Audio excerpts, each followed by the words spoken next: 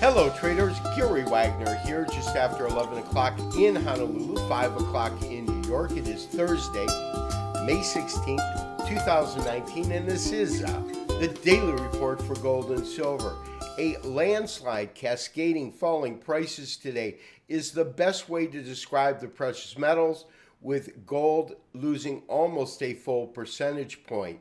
It seems that a new added risk on market sentiment, sending the stock markets higher for the third day in a row, as well as dollar strength, contributed to today's decline.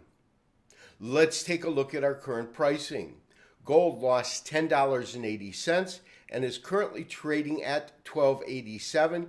That is a key and critical number. We'll discuss that as we pull up our technical studies, along with a little bit of profits that we took today when our stop was hit. Silver really took it hard, losing roughly 1.8%, a 27-cent decline, and is currently fixed at $14.54. Platinum also declining about $12.40, which is a 1.46% decline, currently at $853.30. And lastly, palladium really was unscathed when compared to the other precious metals. It only lost 0.3%, a total of $3.90, and is currently bid at $13.29. Let's take a look at our technical studies.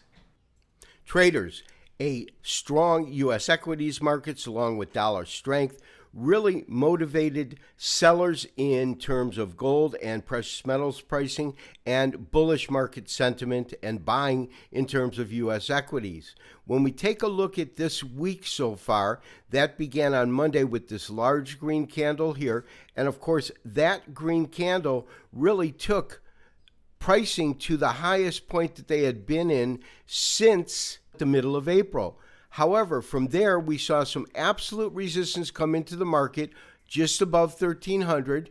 That was followed by a slight decline on Tuesday. And on Wednesday, it basically closed in the middle of the trading range with yet another red candle. And today, we had this strong decline of $10.80. What my belief is that this is to be expected in terms of a retracement in the market, although I didn't think it would happen so soon, and that's why we put protective stops in. We'll talk about our trades in a second, but first, there's a couple of things that are absolutely noteworthy when we look at this chart. Let's go ahead and expand it just a little bit, and I've got two fib retracements. The longer data set, which is the one we've been using, 1185 to 1349, and I've just added a much shorter data set which simply covers this rally itself from this double bottom here up until the highs achieved on Monday. And when we do that, what we see is that the low today came in just below the 50% retracement level for the short retracement, and the close came in approximately at the 0.38% retracement level from the longer data set. So what we're looking at is the potential of this being a kind of one and done scenario and moving back up.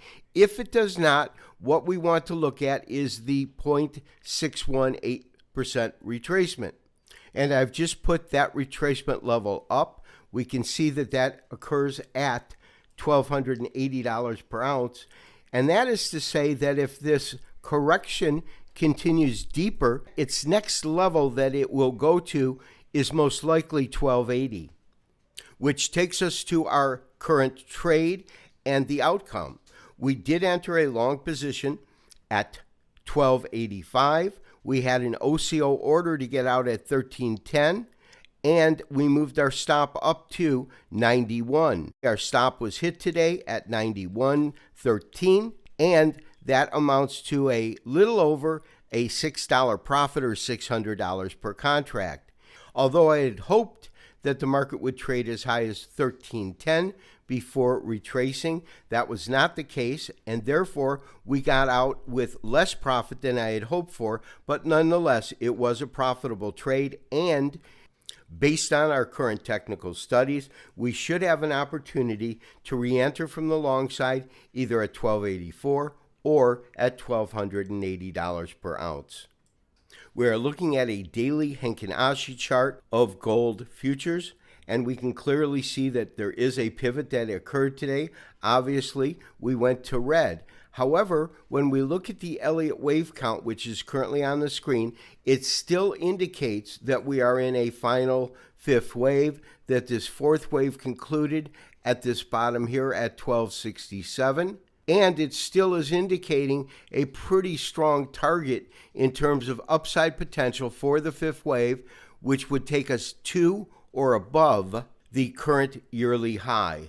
And traders, lastly, I am looking at a weekly candlestick chart, and what that conveys to me is that for the last 3 weeks, we've had a series of higher highs and a series of higher lows.